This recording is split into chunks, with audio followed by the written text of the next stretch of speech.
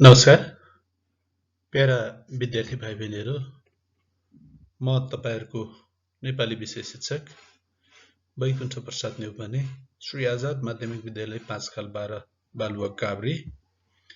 आज यहाँहरु समक्ष माध्यमिक तहको कक्षा 9 मा समावेश गरिएको 2 मितको कथा शीर्षकको पाठमा केन्द्रित रहेर लेखाई अभ्याससँग सम्बन्धित क्रियाकलापहरुमा आधारित सामग्री सहित उपस्थित भएको छु। विद्यार्थी भाइ बहिनीहरू, यो सामग्री, यो भिडियो राम्रोसँग सुन्नु भएर हेरेर यहाँहरुको अभ्यास प्रतिको अस्पष्टता र लेखाई अभ्यासलाई पूर्णता प्रदान गर्न सहज हुने विश्वास सहित यो सामग्री निर्माण गरिएको छ। अब आउनुस् लेखाई अभ्यासमा केन्द्रित रहेर तयार गरिएको सामग्रीमा छलफल गरौँ। यसको अत विद्यार्थी भाइ बहिनीहरू, लेखाई अन्तर्गत प्रश्न नम्बर 1 मा तलका शब्दहरूलाई वाक्यमा प्रयोग गर्नुहोस् भनिएको छ। विद्यार्थी भाइ बहिनीहरू, हामी वाक्यमा प्रयोग गर्दा दिएका शब्दहरूको अर्थ स्पष्ट हुनुपर्दछ, अर्थ खोल्नु पर्दछ। साथसाथै वाक्य निर्माण गर्दा पाठमा केन्द्रित रहेर अनि मौलिक वाक्य पनि निर्माण गर्न सक्छौं। पाठमै केन्द्रित पाठको पाठ्य विषयवस्तुमै केन्द्रित रहेर पनि गर्न सक्छौं। यो मैले धेरैवटा भिडियोहरुमा धेरैवटा वाक्य प्रयोगको सहजीकरणको क्रममा विद्यार्थी भाइ बहिनीहरूलाई सुझाव दिने गरेको छु। यहाँ रहेका शब्दहरू आतेश छ, जसको अर्थ डर त्रास हुन्छ। कर्णकान्त आधारातसम्म नफर्कँदा पनि नफर्कँदा नेत्रलालको मुटु आतेशले धड्कन थाल्यो। अभिन्न ज्यादै नजिकको प्यारो। अंशु र अश्लेषा 2 अभिन्न मित्र हुन्। अब यो भन्दा फरक किसिमको बनाउनु पर्यो भने अर्थतन्त्र र भौतिक पूर्वाधारको विकास अभिन्न रहेका छन्। गति वेग चाल, यसको अर्थ हुन्छ सुस्त गतिमा भइरहेको सडक निर्माणको कार्य देखेर, काम देखेर इन्जिनियरले ठेकेदारलाई काम चाँडै सम्पन्न नभएमा बजेट फ्रिज हुने बताए। नाङ्ला काने, नाङ्ला जस्ता कान भएको राक्षसले गर्जदै भन्यो, अब म तँलाई खान्छु बुझिस नाङ्ला काने। जम्का भेट, 81 हुने दुई पक्षको भेट। घर फर्कने क्रममा बाटामा कर्णकान्तको जरायसँग जम्का भेट भएछ। अगावै अगाडि नै, पहिले नै, मर्नु भन्दा अगावै खुट्टा तान्न तपाईं जस्ता वीरलाई सुहाउँदैन भन्दै नेत्रलालले कर्णकान्तलाई सम्झायो। यसरी वाक्यमा प्रयोग गरिएको छ। त्यस्तै यो भन्दा अर्को बाचा बाध्नु भन्ने शब्द छ। प्रतिज्ञा गर्नु, क्रिया खानु। उनीहरूले मन्दिरको 7 फेरा परिक्रमा गरेर कहिल्यै नछुट्टिने बाचा बाँधेका थिए। यसैलाई अब पाठ्य विषयवस्तुका आधारमा वाक्यमा प्रयोग गर्ने हो भने राक्षस राजासँग आफू मितलाई भेटेर मितसँग बिदा मागेर फर्कने बाचा बाँधेर मितसँग बिदा माग्न फर्कियो कर्णकान्त। कर्णकान्तले राक्षस राजासँग आफू मितसँग बिदा मागेर फर्कने बाचा गरेर मितलाई भेट्न आयो। यसरी पनि वाक्य निर्माण गर्न सकिन्छ। अब प्रश्न नम्बर 2 मा भनिएको छ, पाठका कुनै 2 अनुच्छेदको अनुलेखन गर्नुहोस्। विद्यार्थी भाइ बहिनीहरू, अनुलेखन श्रुति लेखन जस्ता अभ्यास किन गराइन्छन् भने विद्यार्थी भाइ बहिनीहरूको लेखाइ सिपको विकास गर्नका लागि अनि सँगसँगै पढाइ सिप पनि यससँग जोडिन्छ। यो विकासका लागि यस्ता अभ्यासहरू गराइन्छ। अनि लेख्नलाई पढ्नु पर्यो। पढेर लेख्ने हो अनुलेखन भने सार नै हो। पढ्दाखेरि अक्षरहरूको आकृति आँखासँग साक्षात्कार हुन्छन्, आकार साक्षात्कार हुन्छन्, जसले शुद्ध लेखनमा सजिलो हुन्छ। एकचोटि हामीले देखेका कुराहरू सितिमिति भुल्दैनौँ, बिर्सिँदैनौँ नि। हो त्यस्तै अक्षरसँग पनि आँखाले साक्षात्कार गरेर अक्षरको चाहिँ आकृतिको फोटो खिच्न सकियो भने अशुद्ध प्राय शुद्ध लेखनमा समस्या पर्दैन। अशुद्ध लेख्ने कुरा चाहिँ हटाउँदै जान सकिन्छ, हट्दै जान्छ। यो गर्नुहोला। नम्बर 3 मा छ तलका प्रश्नको छोटो उत्तर लेख्नुहोस् भनेर छ। नेत्रलाल र कर्णकान्तको मित्रता कस्तो थियो? विद्यार्थी भाइ बहिनीहरू, यस प्रश्नको उत्तर निर्माण गर्दा यहाँहरूले उनीहरूको मित्रता अभिन्न रहेको, घनिष्ठ रहेको, आदर्श र अनुकरणीय रहेको कुरा उल्लेख गरेर उत्तर निर्माण गर्नुहोला। कर्णकान्त कसरी राक्षसको फन्दामा पर्यो? यसका लागि आहाराको खोजीमा एक बिहानै निस्केको हो। कर्णकान्त अग्ला अग्ला पहाडको बीचमा नदीको गढतिर उत्तरतर्फ अगाडि बढ्दै जाँदा उसका कानमा अनौठो कल्याङ बल्याङ ठोकिन यो आवाज कसको रहेछ भनेर पत्ता लगाउने क्रममा ऊ राक्षसहरूको फन्दामा परेछ। योसँग सम्बन्धित यस्तै उत्तर निर्माण गर्नुपर्ने हुन्छ। अब जरायो र अर्नाको प्रतिक्रियाले कर्णकान्तमा कस्तो प्रभाव पर्यो भनिएको छ। राक्षससँग बाचा बाँधेर मितलाई भेट्न फर्कने क्रममा कर्णकान्तले बाटोमा जरायो र अर्नालाई भेट्यो।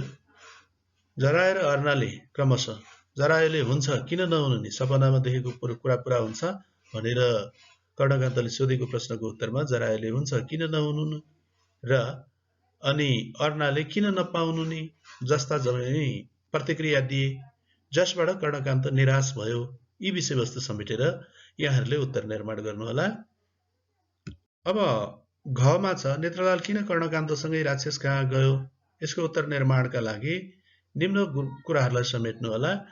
आपत्ति, विपद र जटिल परिस्थितिबाट अत्तालिएको, असहाय जस्तो बन्न पुगेको आफ्नो मित कर्णकान्तलाई सहयोग गरेर बचाउन नेत्रलाल कर्णकान्तसँग राक्षस कहाँ गयो। नेत्रलालले कसरी कर्णकान्तको ज्यान बचायो? नेत्रलालले साहसका साथ जुक्ति लगाएर युक्तिसङ्गत ढङ्गले बलिया राक्षसहरूबाट कर्णकान्तलाई बचायो भनेर यहाँहरूले आफ्नो उत्तर निर्माण गर्नुहोला। अनि पाठका आधारमा तलका उखानहरूको अर्थ लेख्नुहोस्। प्रश्न नम्बर यो 4 मा रहेको छ।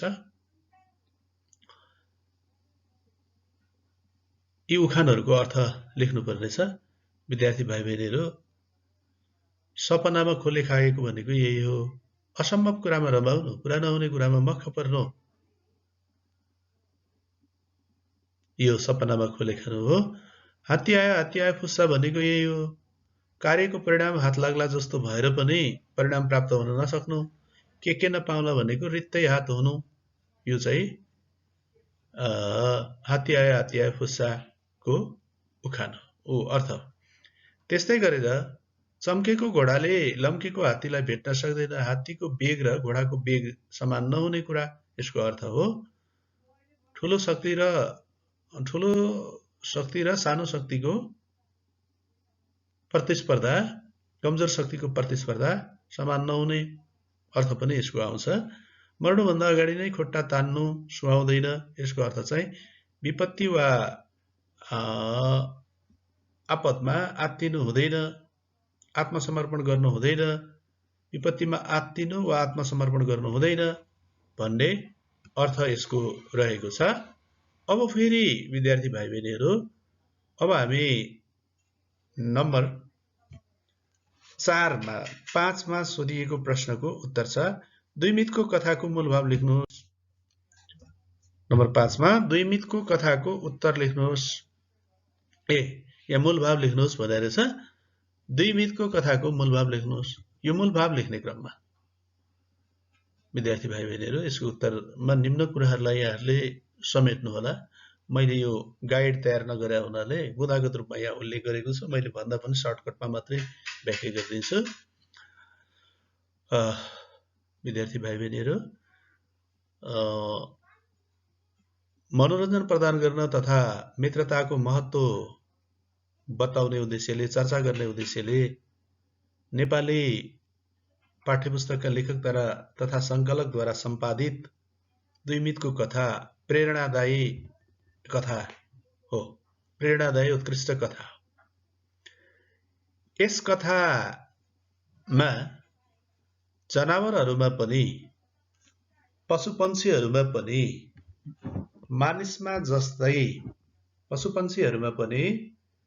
मानिसमा जस्तै इमानदारिता, सहृदयता, माया, दया, प्रेम, समर्पण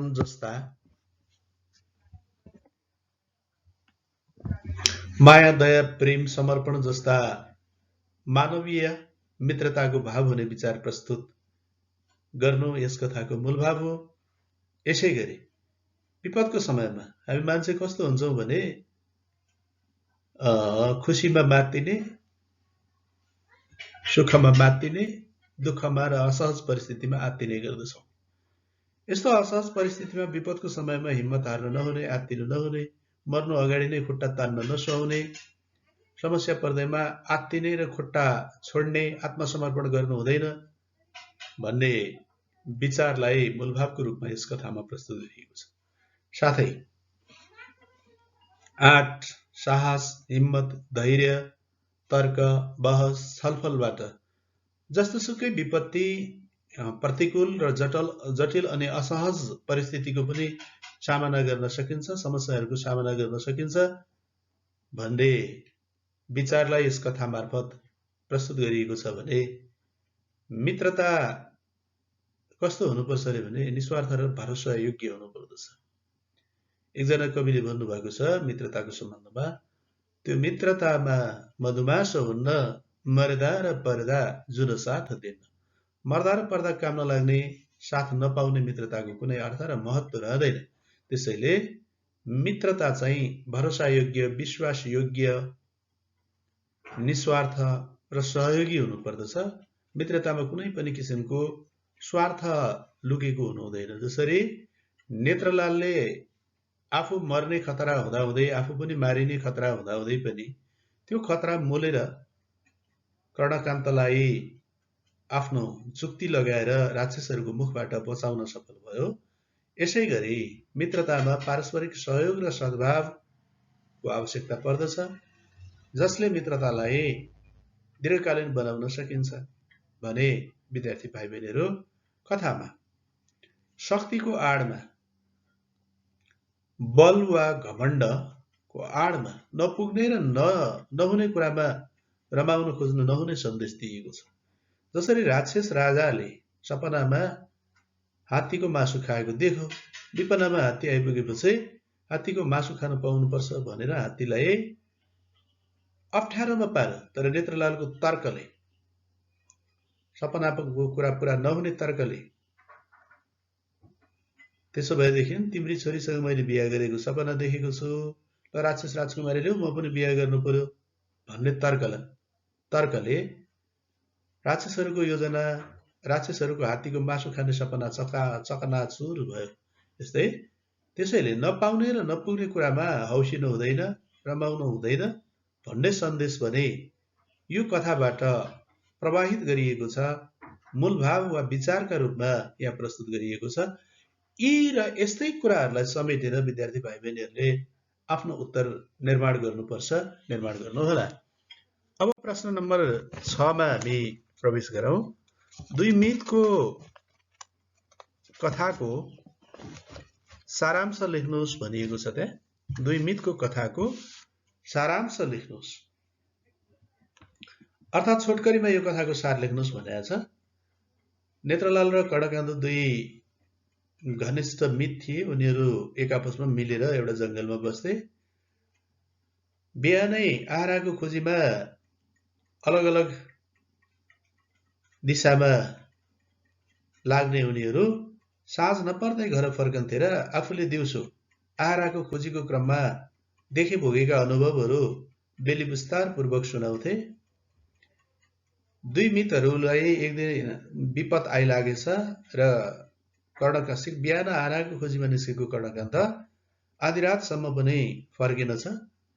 नेत्रलालको मनमा आफ्नो मित ढिलासम्म नफर्किँदा विभिन्न किसिमका भावनाहरू, आशंकाहरू पैदा भएर ऊ शङ्काको डोरीमा पिङ खेल्न थालेछ र अस्याङ पस्याङ गर्दै बिस्तार धीमा गतिमा आधा रातको समयमा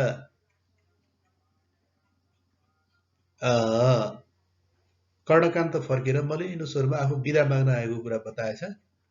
आफूबाट कुनै सँगै बस्ने क्रममा हिँड्ने क्रममा कुनै गल्ती वा कमी कमजोरी भएको भए क्षमा दिन माफी दिन आग्रह गर्दै उनले आफ्नो मित्रसँग बिदा मागेछ। अनि तपाईलाई के समस्या पर्यो भनेर नेत्रलालले कर्णकान्तलाई सोधेपछि आराको खोजीको क्रममा कर्णकान्त हात्ती राक्षसको ओडारसम्म पुगेछ। राक्षसको राजाले आफूले सपनामा हात्तीको मासु खाएको बताउँदै कर्णकान्तलाई छोटा छोटा पारेर खानेकुरा बताएपछि अनि हात्तीले सपनाको कुरा पुरा नहुने भन्दै बचाउ गर्न खोजेछ, प्रतिकार गरेछ। तर राक्षसहरूले जबरजस्ती गरेपछि उसको केही सिप नलागेर आफू आफ्नो मितसँग बिदा मागेर आउने वचनबद्धता व्यक्त गरेर बाचा बाँधेर नेत्रलालसँग बिदा माग्न फर्केछ।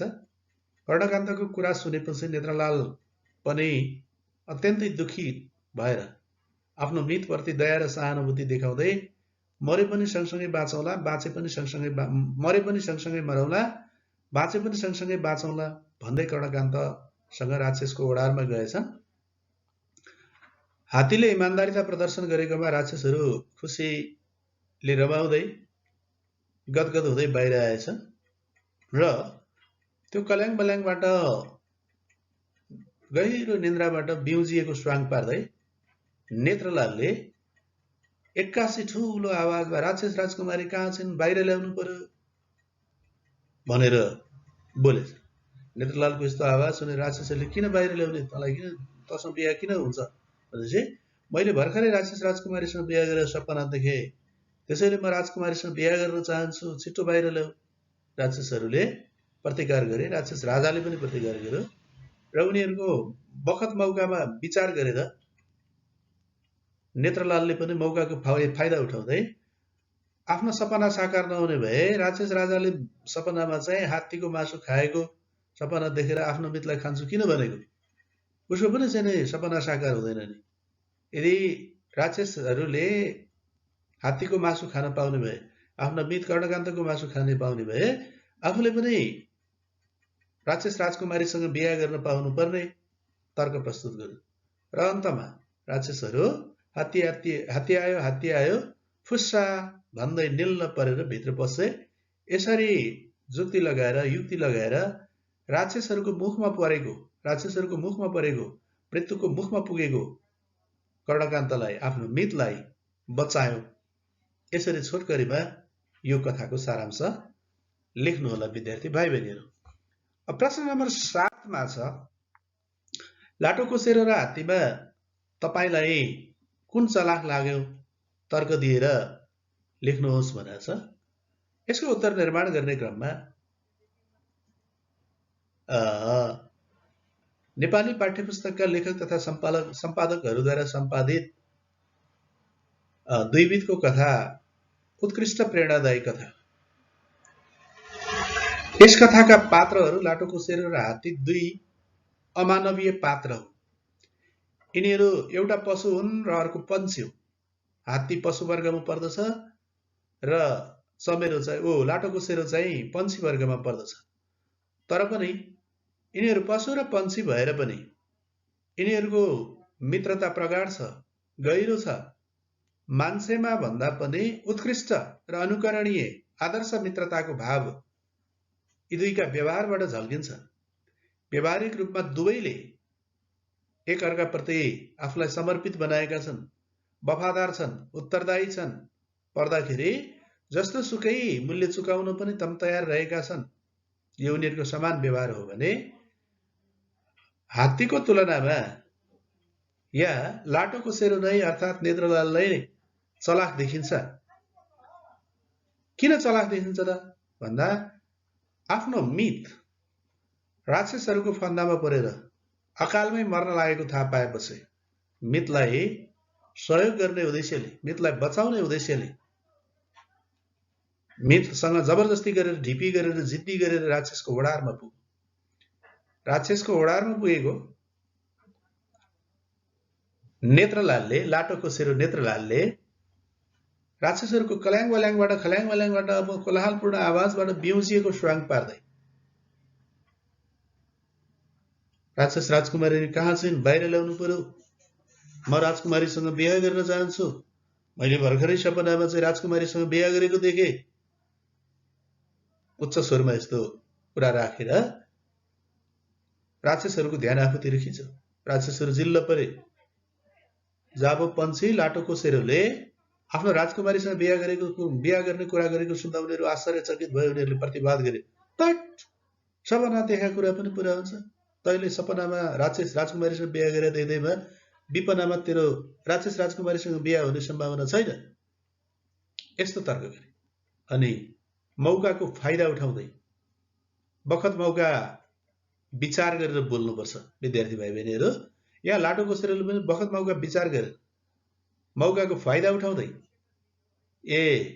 मेरो चाहिँ सपना साकार नहुने, मैले सपनामा देखेको कुरा चाहिँ पुरा नहुने, तिमीहरूको राजाले चाहिँ सपनामा हात्तीको मासु खाएको सपना देख्दैमा पुरा हुनुपर्ने, यो कहाँको न्याय हो?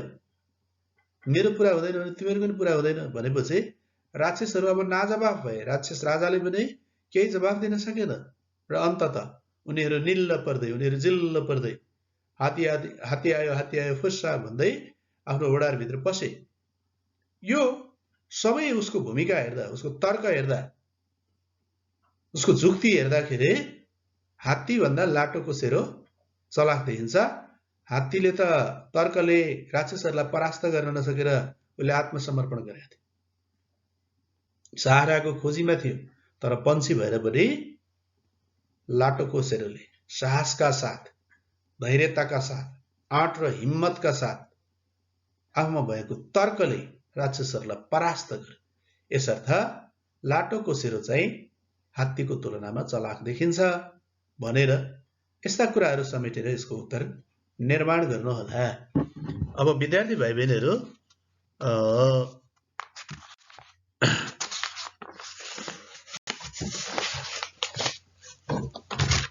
यो सिकाइ सहजीकरण सामग्रीले यहाँहरूको लेखाइ सम्बन्धी अभ्यासका लागि सहज हुनेछ।